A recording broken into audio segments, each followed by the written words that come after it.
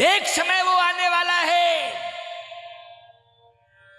कि बेटियां तुमको खोजे नहीं मिलेंगी, तरसोगे तरसोगे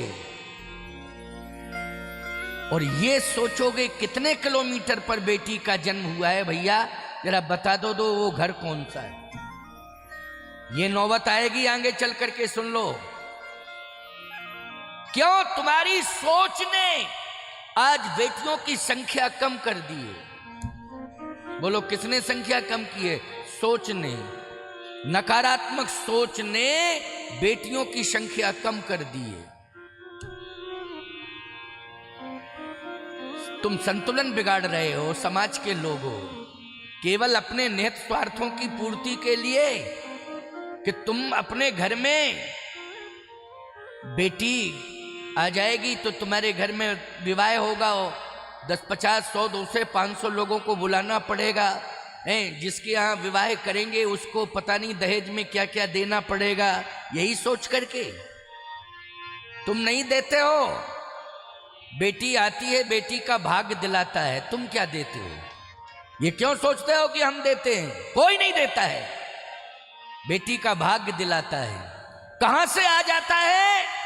ये उसी समय महसूस हो जाता है प्यारे, पहले से सोचने की आवश्यकता नहीं पड़ती है। इसलिए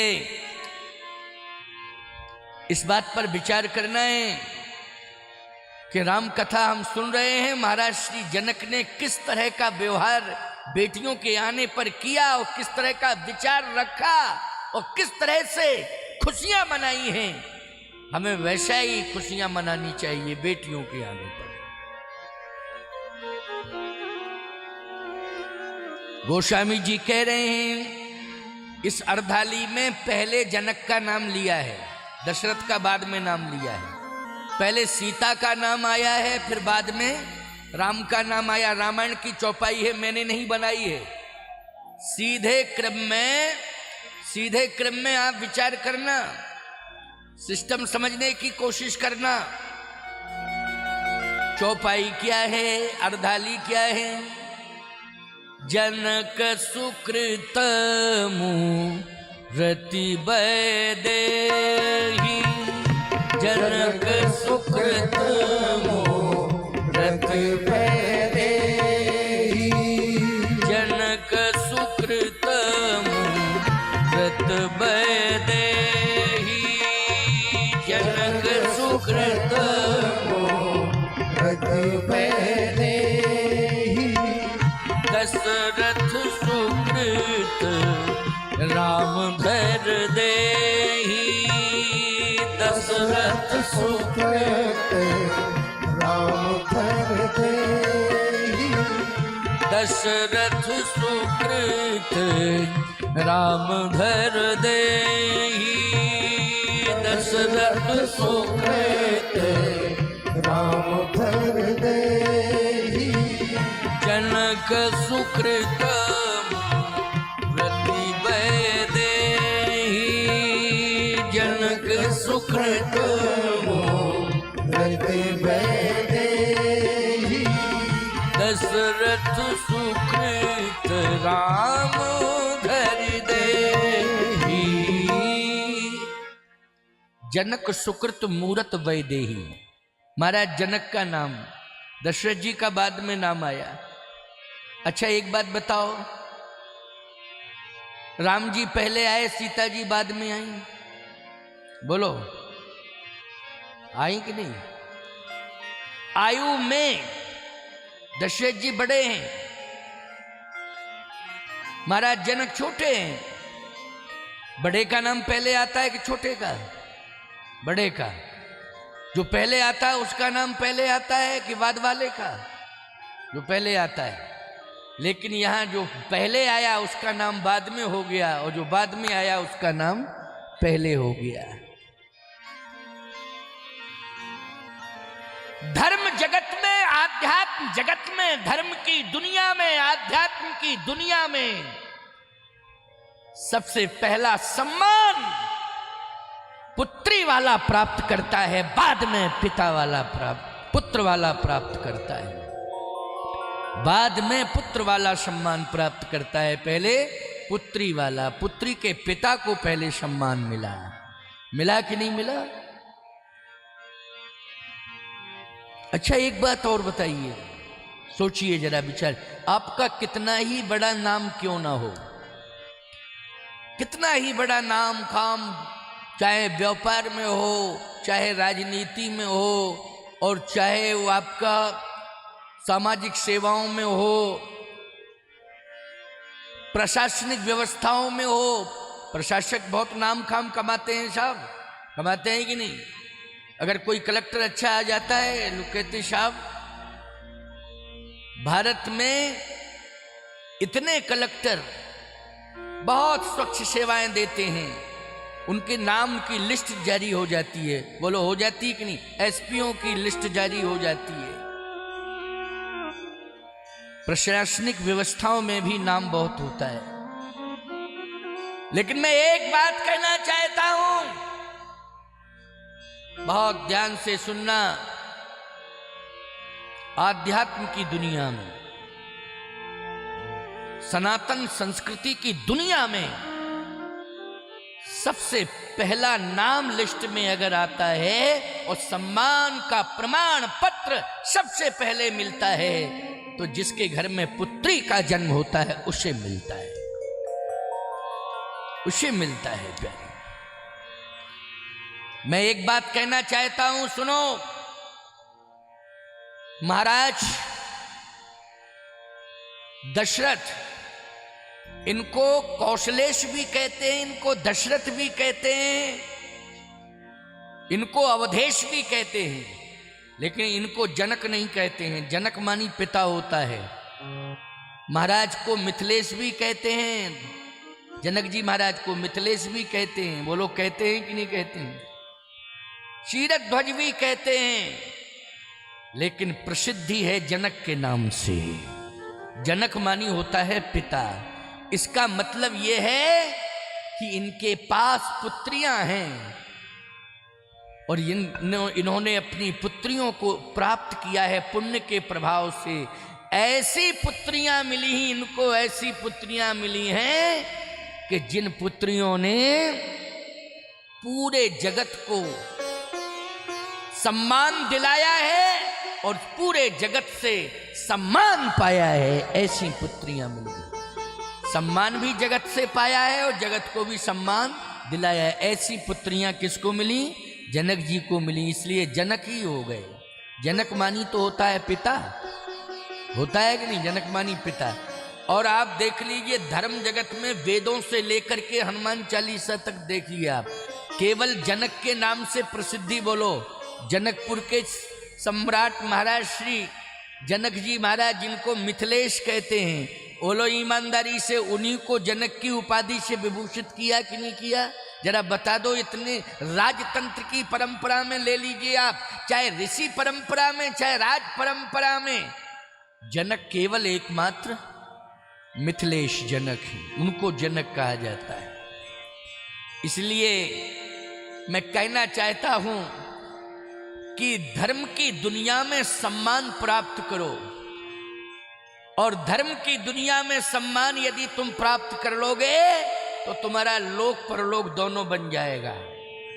और धर्म की दुनिया में जो सम्मान पा लेते हैं, याद रखना, सर्वोच्च सम्मान प्राप्त करने वाले महामहिम राष्ट्रपति भी उनका सम्मान खड़े होकर के करते हैं, अभिवादन खड़े होकर के करते हैं। वो लोग करते हैं कि नहीं?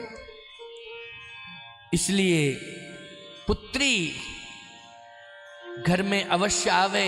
कल मैंने कहा था नहीं आती है तो किसी की भी पुत्री को गोद ले लो, लेकिन बिना पुत्री के तो तुम पवित्र हो ही नहीं सकते हो।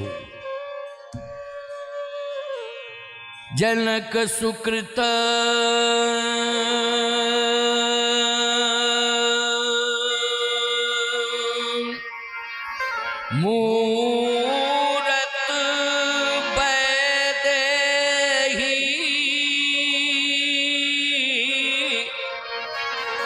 दशरथ सुकृत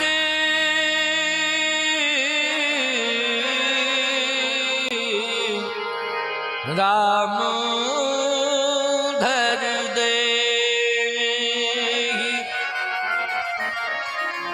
जनक सुकृत मूरत बैदेही, दशरथ सुकृत राम धर देही। आज मिथिला कितनी महान है। पुर नर नार सुभग सुचि संता, धर्मशील ज्ञानी गुणवंता। इतनी महान है कि जितने भी अबाल वृद्ध नर नारी हैं वो सब संत हैं। क्यों? ये भी तो विशेषता है, सभी संत हैं। बालक भी साधु है, बूढ़ा भी साधु है, बहन बेटियां सभी संत हैं। संत का अर्थ जानते हो क्या है? संत का अर्थ, साधु का अर्थ है जिसका उद्देश्य पवित्र हो, वही है साधु। संत कौन है? जिसके जीवन में कामनाओं का अंत हो जाए वही संत है। कामनाओं का अंत है वही संत है। पाने वाली इच्छा का अंत हो जाए। मिथिला में बच्चा भी है छोटा सा, वो भी कुछ चाहता नहीं है, उसकी भी कोई डिमांड नहीं है। क्यों? उसके सत्कर्मों से अपने आप उसे सब कुछ प्राप्त हो जाता है सहज में, मांगना नहीं पड़ता है। जो इच्छा करी हो मन माही, तो राम कृपा कछु दुर्लभ नहीं। जो इच्छा करी हो मन माही, मन में जो इच्छा करोगे राम कृपा कछु दुर्लभ नहीं। मिथिला में तो किशोरी जी की कृपा है, यद्यपि कहियत भिन्न न भिन्न। तो छोटा सा बालक भी है, उसकी भी कोई इच्छा नहीं है, मांगना तो वो चाहता ही नहीं, कुछ नहीं मांगता। सभी संत हैं वहां। कामनाओं का अंत हो गया, उद्देश्य सबका पवित्र है। यह मिथिला। लेकिन मैं कहता हूं मिथिला जनकपुर, लेकिन अवधपुर में, बोले अवधपुर में भी सब संत हैं, लेकिन एक असंत है। जब खोजा गया, सर्वे किया गया, तो एक असंत निकल पड़ा। आपको कौन? करे विचार कुबुद्धि कुजाति, वो मंत्रा है। करे विचार कुबुद्धि कुजाति, लेकिन कुविचार करती है कुबुद्धि। कुबुद्धि में क्या आता है? विचार नहीं, कुविचार। मंत्रा को असंत माना गया। लेकिन मिथिला में खोजो, जनकपुर में खोजो, तो कोई असंत मिल रहा है? बताओ भाई, है? अंतर इतना है कि सबसे ज्यादा फल, आम के फल, आम वाटिकाएं हैं मिथिला में, और आम फल मिलता है सबसे ज्यादा आता है। आम की विशेषता है वहां। बोलो, आम में रसायन होता है कि नहीं होता है? फलों में आम ही एक ऐसा फल होता है, जैसे कोई भी फल आप एक बार खाएं लेकिन दोबारा उसको मुख में नहीं डालेंगे। कहां डालेंगे आप? लेकिन आम को बार बार मुख में डालेंगे, चूसेंगे, धोखे से नीचे भी गिर जाए तो इधर उधर देख के। क्यों भाई? आम की विशेषता है ये। इसलिए आम्र जो है मिथिला में सबसे ज्यादा है, सबसे ज्यादा आम।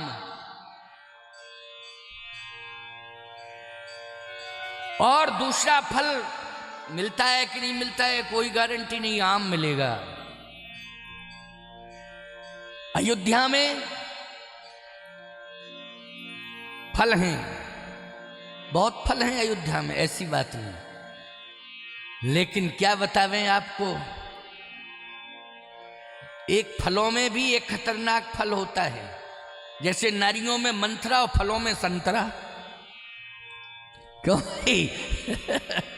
संतरा, संतरा ऊपर से देखने में कैसा लगता है? बोले वाह, बड़ा सुंदर है, लेकिन जब आप ऊपर का भाग हटाएं तो 8 प्रकार के भाग हैं उसमें अंदर।